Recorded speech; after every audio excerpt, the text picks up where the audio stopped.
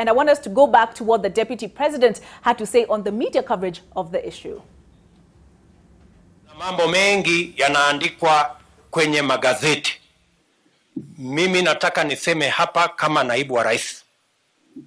Kuna story kubwa inaandikwa ambaye basis yake ni mambo ya uongo. Sisi tunajenga dams. Tunajenga dam ya Dhiba kule Kirinyaga.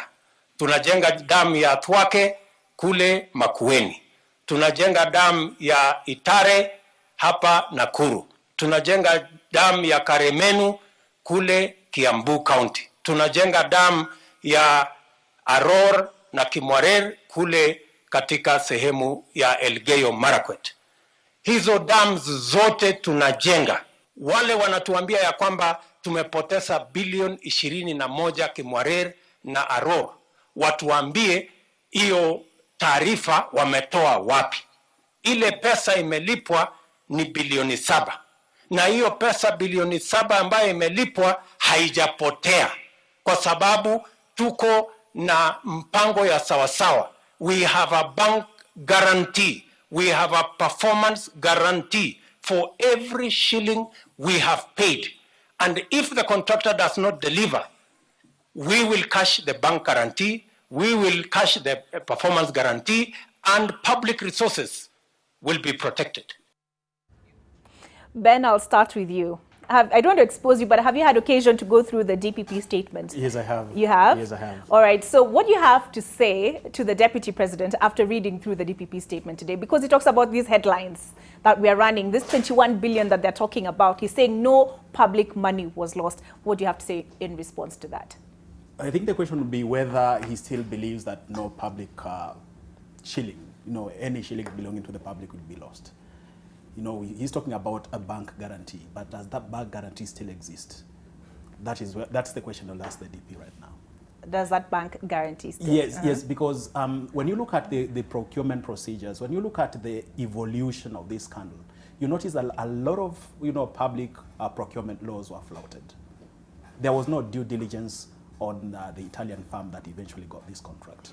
It appears as if the officials, the public officers that we trusted with our money, only went and did due diligence on the Italian firm after the fact, after signing the contract. And after a lot of people raised these questions that when they flew to South Africa to start studying, whether the Italian firm would really, execute a project of this magnitude.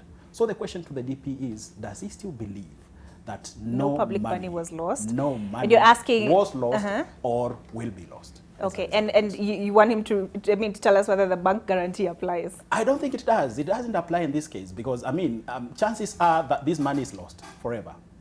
And initially, when we were talking, when we started covering this story, we were talking about 21 billion shillings. Yes. Today, which he disputed several times. He disputed that several times. Today, the DPP is talking about 63 billion shillings. When used, a billion is a lot of money, even if it's just, 1 billion. That is, in contestation. That's still a lot of money. I think Raila said something akin to si pesa ya kununua mandazi, something of the sort. Yeah. Masharia, have you had occasion to go through the statement? Yes, I have. Okay. Now, looking back at what the DP had to say, what goes through your mind? First of all, I would really want to see the actual charge sheets tomorrow. I assume people will be charged in court tomorrow and see how they tally with what the DPP statement said. But what I can say is that the DP's intervention is most unwelcome. He is the Deputy President of the Republic of Kenya. The DPP and the DCI and all the other officers investigating and prosecuting these cases are public servants who, in effect, are his juniors. Should he be the one contesting what the people working for the government are doing, yet he is number 2 in that same government? I think now he should be able to tell us whether he's in the government or whether he's the opposition leader. As simple as that. All right. If he's listening, he might as well respond. The handle is at NTV Kenya. The hashtag is PressPass. Eric, he painted this picture of, you know, when there was this status of the judiciary report that was launched. And I think that was the first time I heard him speak out about it. And he talked about, you know, this figure that the media is bandying about, you know, they're over-dramatizing the situation. Eric, looking at the DPP statement today and looking back at those statements that have been made by the DP, what are your thoughts? My thoughts are, and I'll just pick up from what Mashari has been talking about, because all these institutions are institutions that actually run this country. We have judiciary, we have DPP, and we have DCI. And these institutions have been given the mandate by the laws of this country to do their work.